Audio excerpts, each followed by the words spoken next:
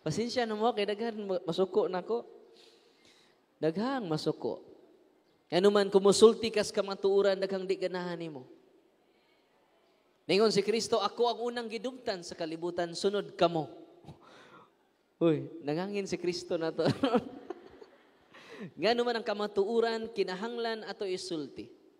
Sa San Juan 1:17, mingon si San Juan, ang balaod, miabot, pinaagi ni Moses.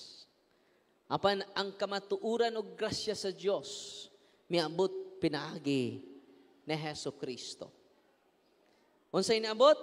Pinaagi ni Kristo, kamatuuran o grasya.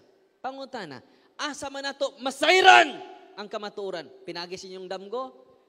Uy, nagdamgo man ni Father, nagstorya mi si Divine Mercy.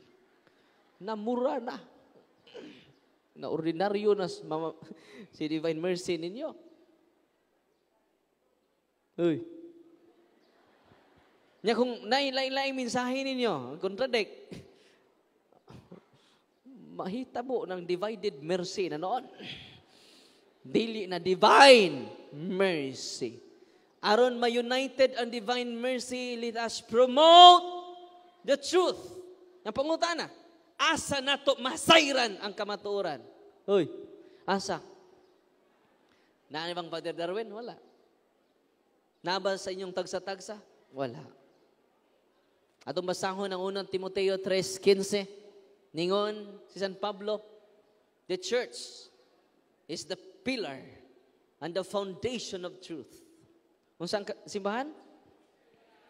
Kusga, the church is the pillar and foundation of truth. Ang simbahan ra, ang sukaranan sa kamatuuran. Dili si Father Darwin. We need to humble ourselves and submit to the church. Kay basin unyag ikaw na ang kamatuuran. Hoy. Si Kristo ra, ang divine mercy ra, ang dalan, ang kamatuuran ug ang kinabuhi. Atong pakpakan siya. Ayaw angkon na, nya ikaw ang kamatuuran. Ayaw pangangkon nga naara nimo ang dalan. Si Kristo ra na. Amen. Unang humble ta, paubos ta. Nya maminaw ta sa simbahan ay pagagamag imo. Uy. Maglain na mo sa inyong parokya. Uy. Paminaw mo sa inyong pare. Uy.